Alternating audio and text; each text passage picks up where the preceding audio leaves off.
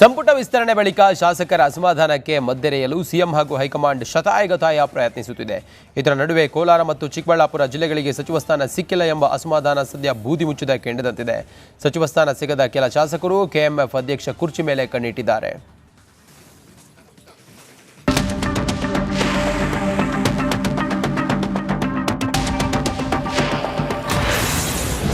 ಜಿಲ್ಲಾ ರಾಜಕಾರಣದಲ್ಲಿ ಸಚಿವ ಮುನಿಯಪ್ಪ ಹಸ್ತಕ್ಷೇಪ. ಸಚಿವ ಸ್ಥಾನ ಮಿಸ್, ಕೆಎಂಎಫ್ ಅಧ್ಯಕ್ಷ ಸ್ಥಾನಕ್ಕೆ ಡಿಮ್ಯಾಂಡ್. ಕೋಲಾರ ಮತ್ತು ಚಿಕ್ಕಬಳ್ಳಾಪುರ ಶಾಸಕರ ನಿಯೋಗ ಸೋಮವಾರ ಮುಖ್ಯಮಂತ್ರಿ ಡಿಕೆ ಶಿವಕುಮಾರ್ ಜೊತೆಗೆ ಸಭೆ ನಡೆಸಿದೆ.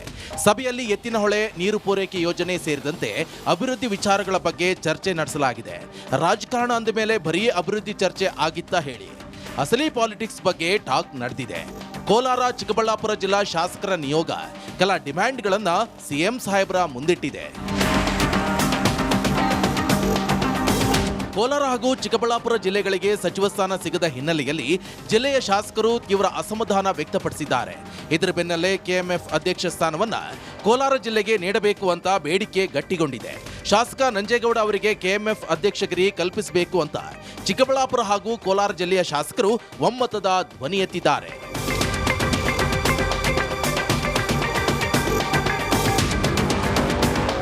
ಹೌದು, ಇತ್ತೀಚೆಗೆ ನಡೆದ ಅಸಮಾಧಾನಿತ ಶಾಸಕರ ಸಭೆಯಲ್ಲಿ ಈ ಕುರಿತು ಗಂಭೀರ ಚರ್ಚೆ ನಡೆದಿದೆ. ಚಿಕ್ಕಬಳ್ಳಾಪುರ ಹಾಗೂ ಕೋಲಾರ ಜಿಲ್ಲೆಯ ಶಾಸಕರು ಕೆಎಂಎಫ್ ಅಧ್ಯಕ್ಷಗಿರಿಯನ್ನ ಶಾಸಕ ನಂಜೇಗೌಡರಿಗೆ ನೀಡಬೇಕು ಅಂತ ನೇರವಾಗಿ ಮುಖ್ಯಮಂತ್ರಿಗಳ ಗಮನಕ್ಕೆ ತಂದಿದ್ದಾರೆ. ಶಾಸಕರ ನಿಯೋಗದ ಬೇಡಿಕೆಯನ್ನ ಆಲಿಸಿದ ಮುಖ್ಯಮಂತ್ರಿಗಳು ಈ ಬಗ್ಗೆ ಕೂಲಂಕುಷವಾಗಿ ಚರ್ಚೆ ಮಾಡೋದಾಗಿ ಭರವಸೆ ಕೊಟ್ಟಿದ್ದಾರೆ.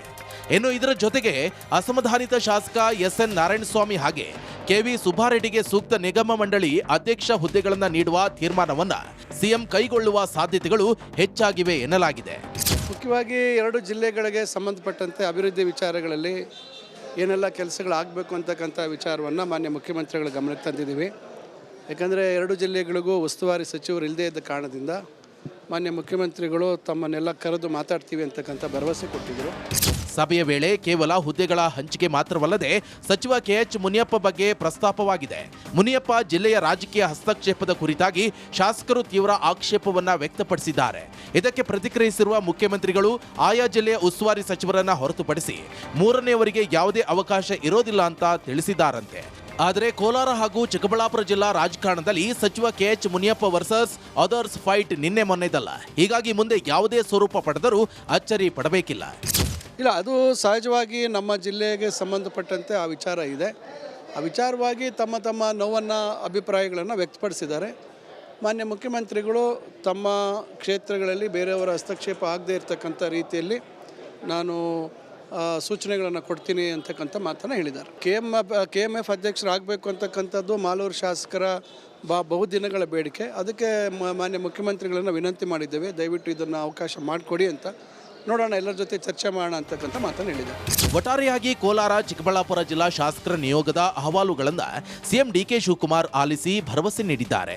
ಆದರೆ ಸಚಿವ ಕೆಎಚ್ ಮುನಿಯಪ್ಪ ವರ್ಸಸ್ ಉಳಿದ ಶಾಸಕರ ಫೈಟ್ಗೆ ಫುಲ್ ಸ್ಟಾಪ್ ಬೀಳುವ ಲಕ್ಷಣಗಳು ಕಂಡು ಬರ್ತಿಲ್ಲ. ಸೇಮ್ ಟೈಮ್ ಕೆಎಂಎಫ್ ಅಧ್ಯಕ್ಷ ಸ್ಥಾನಕ್ಕೂ ಸಾಕಷ್ಟು ಪೈಪೋಟಿ ನಡೆದಿದೆ.